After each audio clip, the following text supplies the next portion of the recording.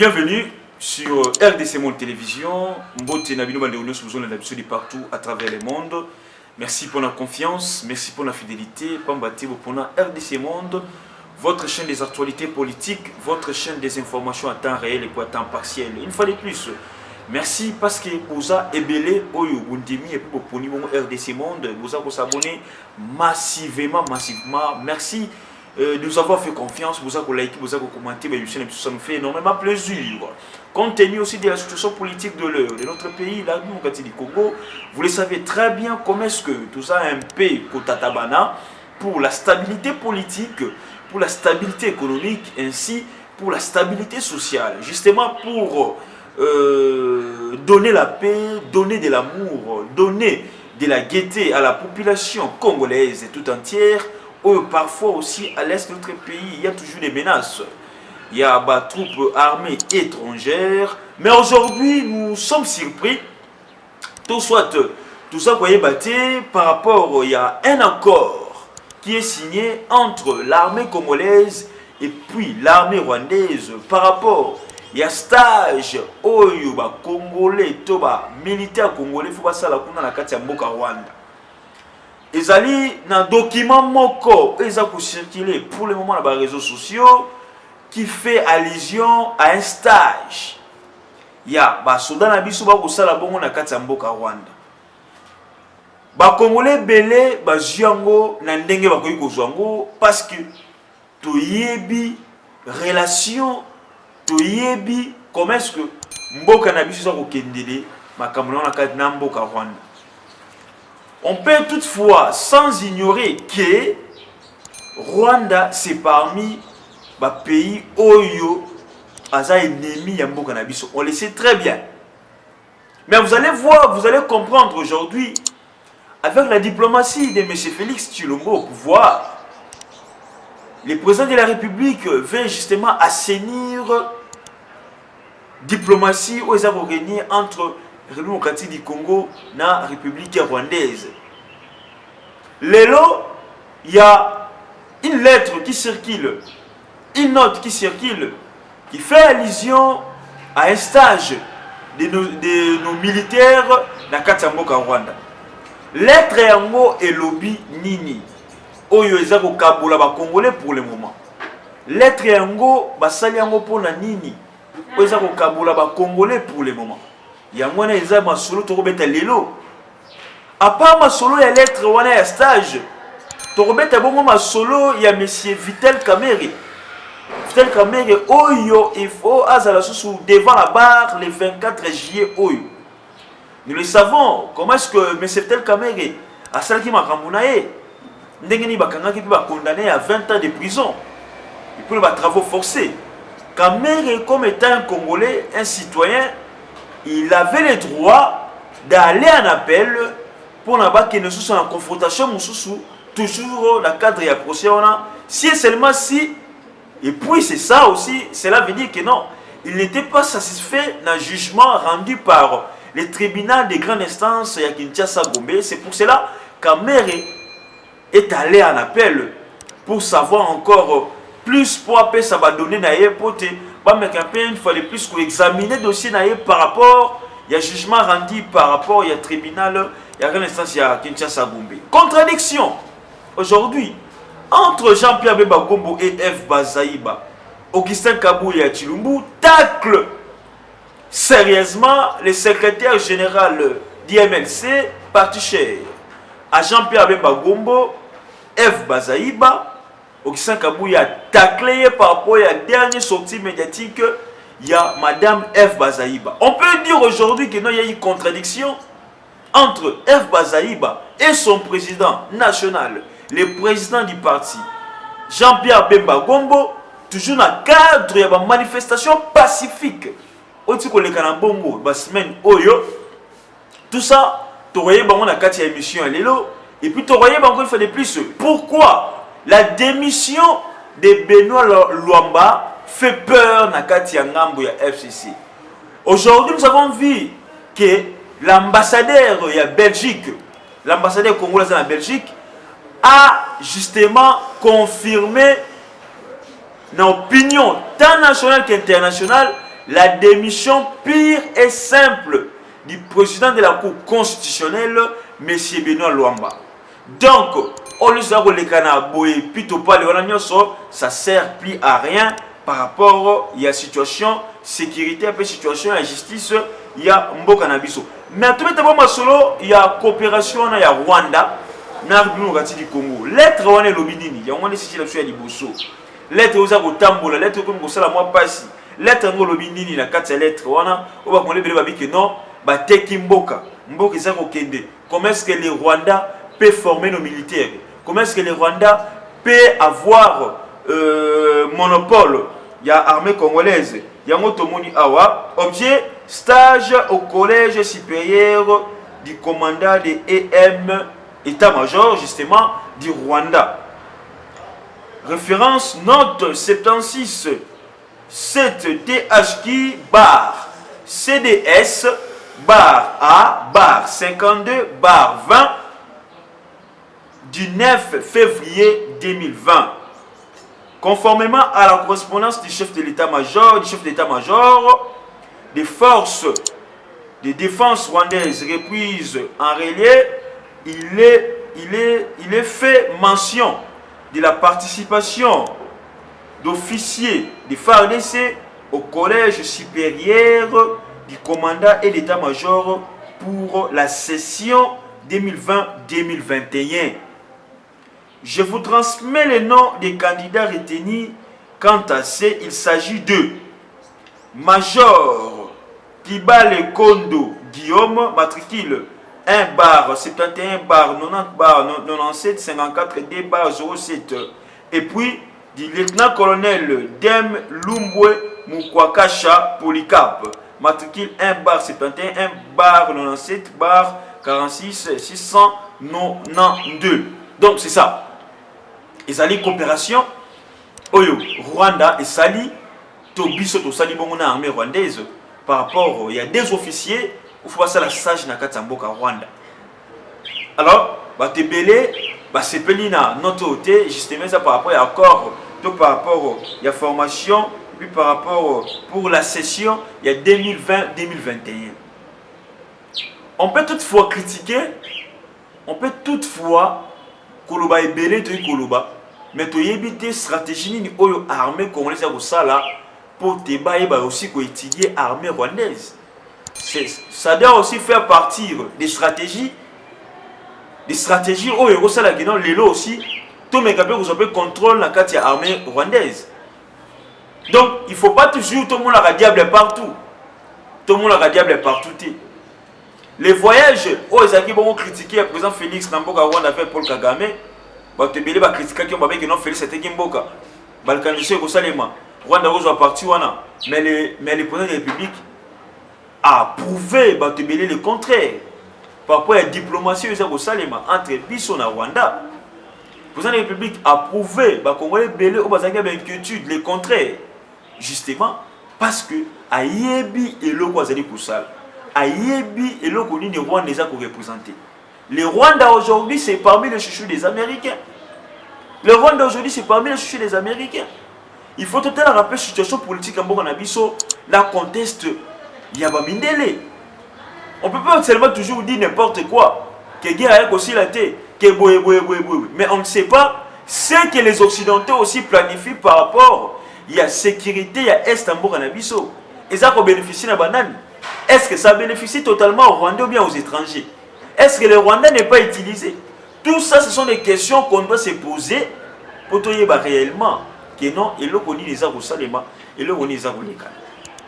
To yebi que nous avons la présence, il y a une armée étrangère, il y a une milice ébélée dans la province Nabiso, beaucoup plus dans la partie est. Mais on peut dire aujourd'hui que non.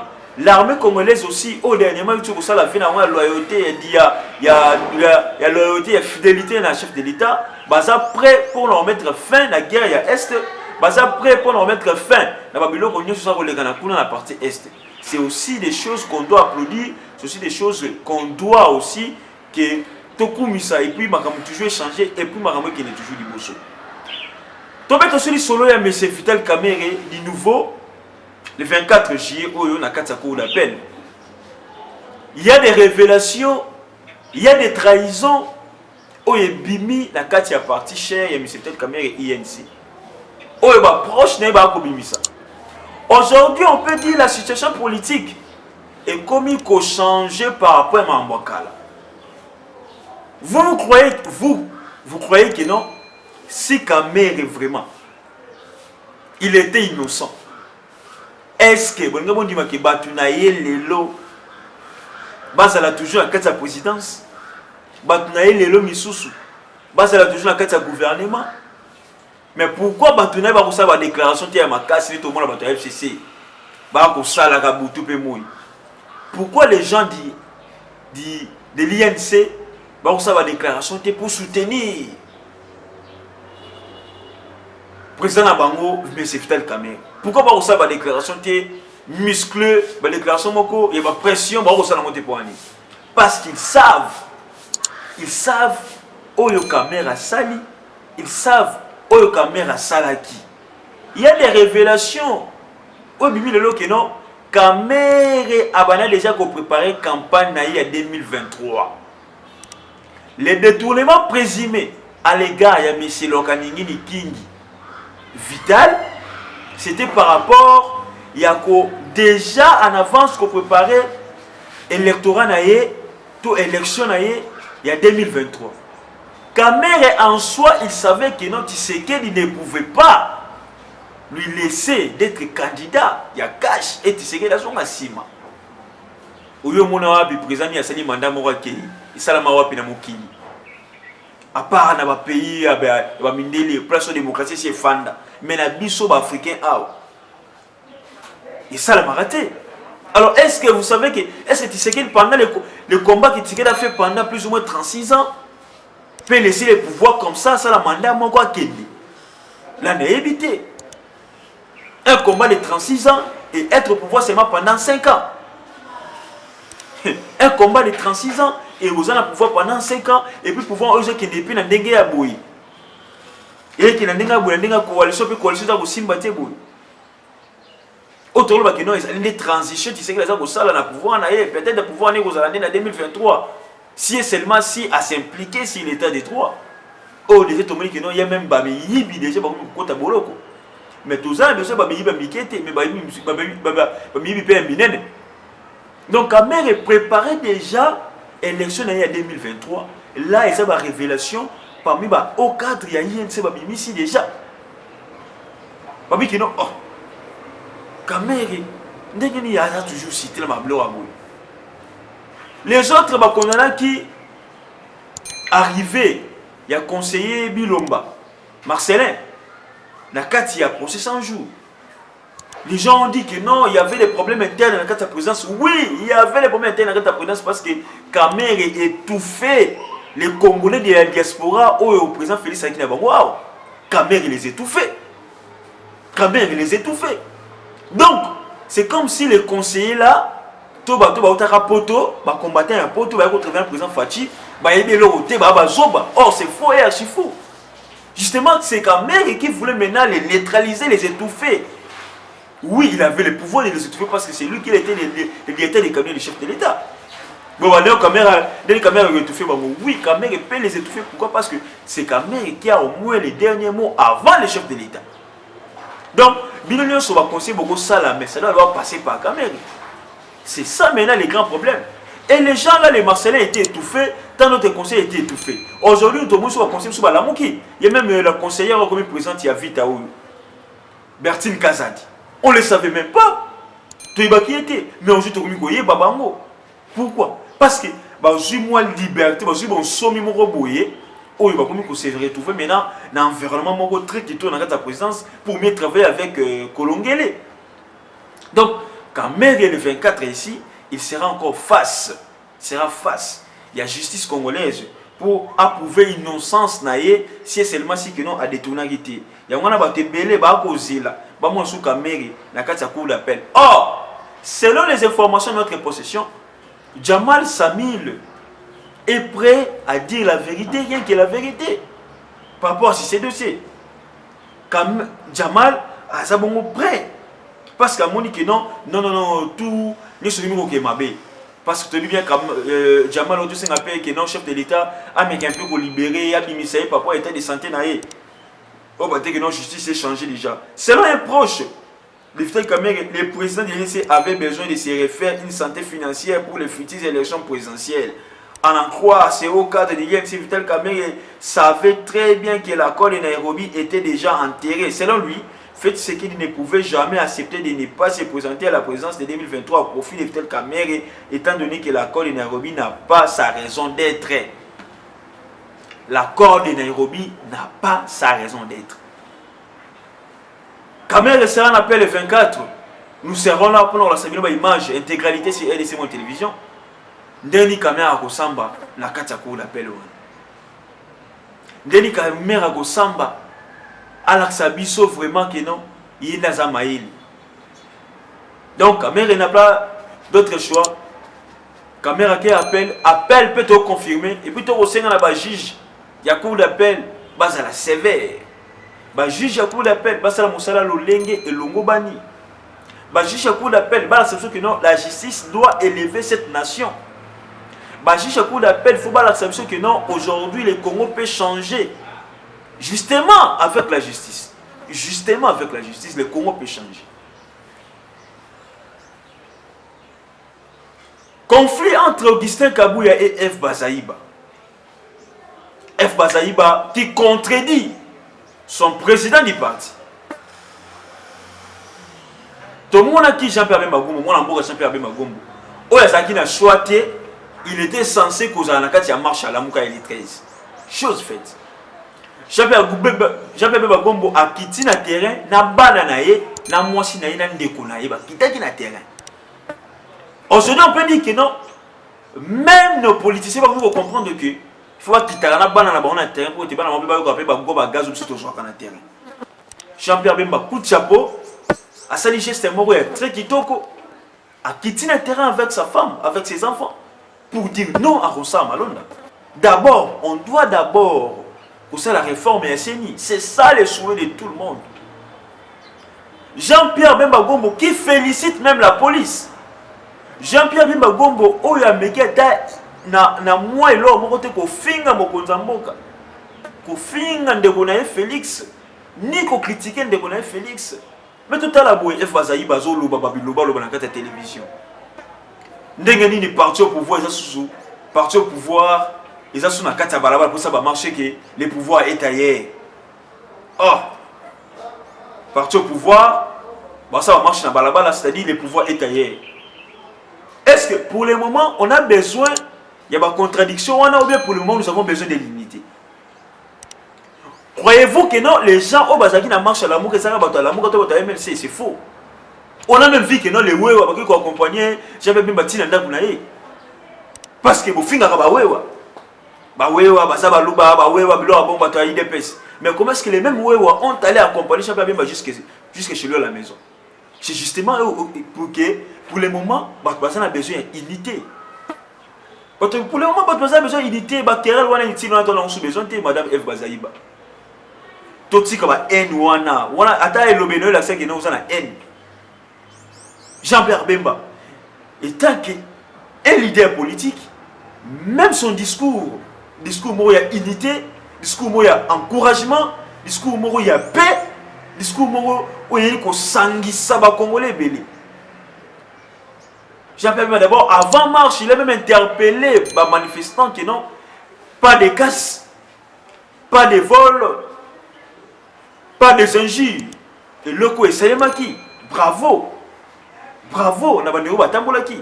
Parce que nous avons senti que non, les Congolais, comme qu'ils ont maturité politique et puis maturité au niveau aussi à place publique.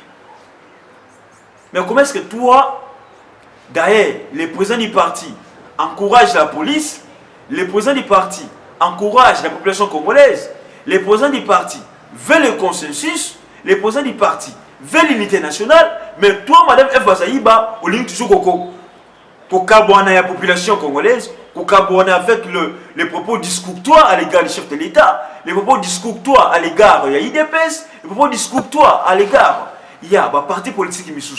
On a aussi vu, dans la marche à l'amour, quand même les drapeaux, il y a AFDC, il y a Bachi Lukwebo. Parce que tout le monde veut le changement. Tout le monde veut le changement. Tout le monde veut le changement. Si Bemba n'était pas pour le changement, Bemba allait dire n'importe quoi dans la marche. Bemba allait dire n'importe quoi dans l'interview. Mais nous avons senti la maturité, le vrai sens d'un leader, d'un grand leader. Et Jean-Pierre Bemba nous a prouvé que non, c'est un grand leader. Un grand leader, il a une maturité par rapport à ses propos. Un grand leader, il a une maturité aussi pour l'avenir politique, les projets, la vision, les idées pour la République. Et non les discours, il y a haine, les discours monko et zangatina. Oyolelo et Kabola, encore une fois de plus, classe politique, Oyolelo et Kabola congolais. Les discours là, ils ont Kabola, même classe politique, mais ils ont Kabola, même congolais. Congolais. Et ça va créer encore haine. Là, on est au télémel pays en Moana. Au Gisèle Kabouya, zongi si bazaï balanzela. Au Gisèle Kabouya, pessier ba correction comme il fallait. Au Gisèle Kabouya a interpellé le secrétaire général F. Bazaïba. J'appelle même aussi pour garantir votre paix, pour garantir votre parti, l'unité de votre parti. C'est le moment aussi à Robengana, moi, si on a la maturité politique, dans la vision, il y a aucun boss. Nous avons même vu Jean-Jacques Mamba, il a critiqué Jean-Marc Kabundu. Jean-Jacques Mamba, l'autre monde commence à encourager l'IDPS. Jean-Jacques Mamba, il a MLC. Encourager qui manifestation l'IDPS. Pas seulement Jean-Jacques Mamba, tant d'autres cadres, il y a parti à la Mouka, ils ont encouragé. C'est ça les grands soucis. C'est ça les grands soucis. Ce n'est pas seulement l'IDPS qui manifeste, il y a aussi les jours là. Il y a la population congolaise qui est contre Ronsa Malonda. Ce n'est que normal. C'est ça aussi la beauté de la démocratie. La beauté de l'état des droits. Benoît Lomba, titre la Cour constitutionnelle, ça crée un peu aujourd'hui un problème. La Katia, FCC, mais pour mettre fin à la polémique, l'ambassadeur de Congo en Belgique nous a confirmé la démission pure et simple de Benoît Lomba. Lettre à mon Sabino. L'ambassadeur a l'acquis bateau. Que non, oui, M. Benoît Lomba a démissionné. Et puis, avant de démissionner, il a avec le chef de l'État tête à tête. Donc, les FCC perdent le contrôle de tout. Les FCC perdent le contrôle. Que non, finance, défense, justice, en tout cas, Kabila Odondoa. En toi, Kabila Oumela, en toi, Kabila Nazo dirigé. Aujourd'hui, le discours économique a changé. Pourquoi? Parce que les gens ne connaissent pas la politique. Parce que les gens ne connaissent pas la diplomatie. La politique, la politique, c'est d'abord la constance. La politique, c'est d'abord la diplomatie. Au Félix Ayenango. La diplomatie. Au Félix Ayenango. Aujourd'hui, les Congolais, donc, FCC perd le contrôle. La déclaration là, mais parce que vous avez des comptes à rendre avec la population tout entière. Vous avez des comptes à rendre avec la nation congolaise. Vous avez des comptes à rendre avec cette démocratie, cette jeune démocratie. Pendant 18 ans. Mais aujourd'hui, même le président Félix l'a dit, qu'il il ne va pas faire la chasse aux sorcières, il ne veut pas fouiner dans le passé. Mais au moins, il fait que non, c'est le moment. Pas se repentir avant que justice et ça chargé dans bango. Il peut pas montrer que non, en tout cas, vous tout signaler qu'il y a une coalition à la ligne d'Okito, non. Pour le moment, c'est l'intérêt commun de la population congolaise. Pour le moment, c'est l'intérêt et puis le bien-être de notre population. Merci de nous suivre de partout à travers le monde. C'était Rams pour la présentation. Merci à vous tous, Bolandi, de partout. Merci de nous faire confiance. Merci à Madame Pauline Lumumba, présidente de RDC Monde. Merci à Ndeko Eliezer, initiateur. Merci à Antonio Miguel et puis à abonner sur RDC Monde. N'hésitez pas à s'abonner, de commenter, de liker, de partager nos émissions. Et pour ça, la mission toujours grand plaisir. Tout le monde, bye, à la prochaine. Il y a monde entier, les Congolais dans le monde entier. Ngai Maman Pauline Lumumba, la présidente de RDC Monde à Genève. Naye liboso na bino lelo, na sengi bino, bosa adhéré na RDC Monde.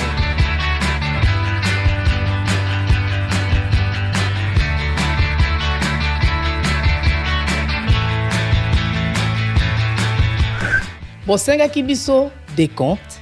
ya RDC Monde topesaki transparence oyo bosengaki biso bokota na compte na biso ya YouTube bokomona sur RDC Monde TV tout est détaillé là-dedans. Bandeko na ngai botala soki nano botali te bokende na YouTube sur RDC Monde TV bokomona RDC Monde esali ba preuve na RDC Monde, la transparence totale. 32 239 23 francs suisses. Na Kationa, tous en statistiques par pays. Pour la Sabino, tous en premier Suisse, deuxième France, troisième Belgique, quatrième les États-Unis et ainsi de suite. Na RDC personne la 4. Bino, vous avez hésité, Boya, transparence, tout le temps à projet futur. Nous sommes pour ça l'amour. RDC Monde, Kakabo.